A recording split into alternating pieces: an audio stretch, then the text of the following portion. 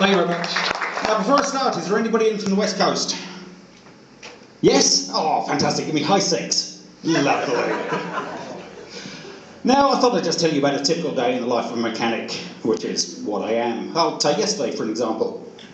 Got to work, and the office girl hadn't turned up. There was a bloke pitching up on the forecourt with a flat tyre, but the phone was ringing. So I went and grabbed the phone first of all, picked it up, and hello, Dick. I said, hello. Oh, Dick, I'm not coming in. It was the apprentice. I said, I'm not surprised, mate, you sound terrible. What's wrong? I said, I've sprained my ankle. No, I still don't know how that affected his voice.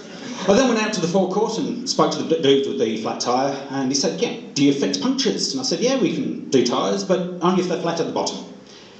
So he checked. He wasn't happy with that. He turned to me and he saw my car with steam still coming out of the bonnet, and he said, well, if you're a mechanic, why is your car in such a shit state? I said, well, it's easy. I'll get the work done here. He drove off, and I don't think we're going to see him again. At that point, the office girl turned up. Bless her, she couldn't find anything to wear. And she came in flustered and late with a new dress, and she said, does this dress make me look fat? And of course I said no, because it really wasn't fair to blame the dress. Not on all of that. Had another dude in for a warrant, and I failed him, because I'm a bastard. But his horn didn't work. And he said, oh mate, go on, can't you just write the ticket out? It's not like I use the horn anyway. And that kind of answered my second question about his bloodstained bonnet. He asked how much it would cost to fix, so I gave him a quote. He took one look at it, screwed it up, threw it in a ball, and told me to shove it up my arse. I thought that would probably hurt like buggery, really. In the middle of the next job, I took a half an hour break to go to the toilet. When I finished, the boss wasn't happy. He said, look, your behaviour is becoming unacceptable. Really, we don't get paid to sit on our asses all day.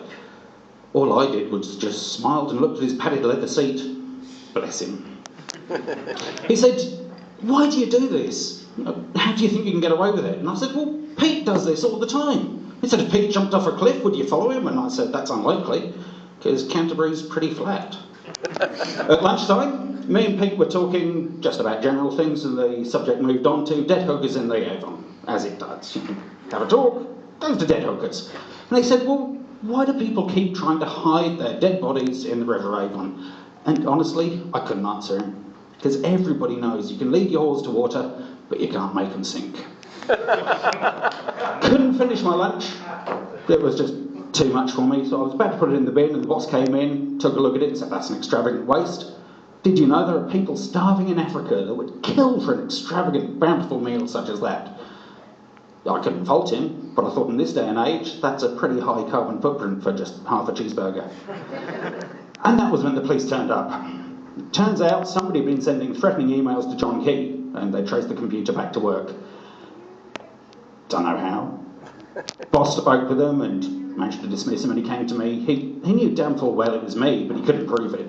It was me, but he couldn't prove it. And he said, do you do this sort of shit at home? Well, of course not. I'm not stupid. Don't want to get caught. That afternoon, we went abseiling as part of one of those team-building exercises. Ugh. Pete went first. He had a great time. Straight down. Whee! And the boss said, right, it's your turn. I took one look and went, yeah, no, you can fuck off. He goes, no, go on, you have to. I said, no, I don't. He goes, yes, you do. I said, no, I don't. Just because Pete jumped off a cliff doesn't mean that I have to. He said, my attitude stinks. And I can tell you now, standing on top of that cliff at Kaikoura, that was not my attitude you could smell. So I ruined it for everybody. Didn't I know that there was no I in team? And I thought there's no bloody need for that. You know, damn full well I'm dyslexic. He suggested that I should take part in a random strokes test, and I thought that sounded pretty sweet. I'm one of them, until he explained it to me. And I thought he was just taking the piss. On the way home, we went via Kaikoura and stopped off and went clubbing. Greenpeace are far from happy. And on the drive home, I got pulled over by the police. They said, excuse me, sir, do you know why I stopped you? Yes, I did. I wanted to see if he could guess. And they say that possession is 9/10 of the law. That may well be so, unless it's over an ounce. Then it turns out it's possession with intent to supply. I dispute that, and so do all the people that I supply drugs to. And that is a typical day in the life of a pommy mechanic. Thank you very much.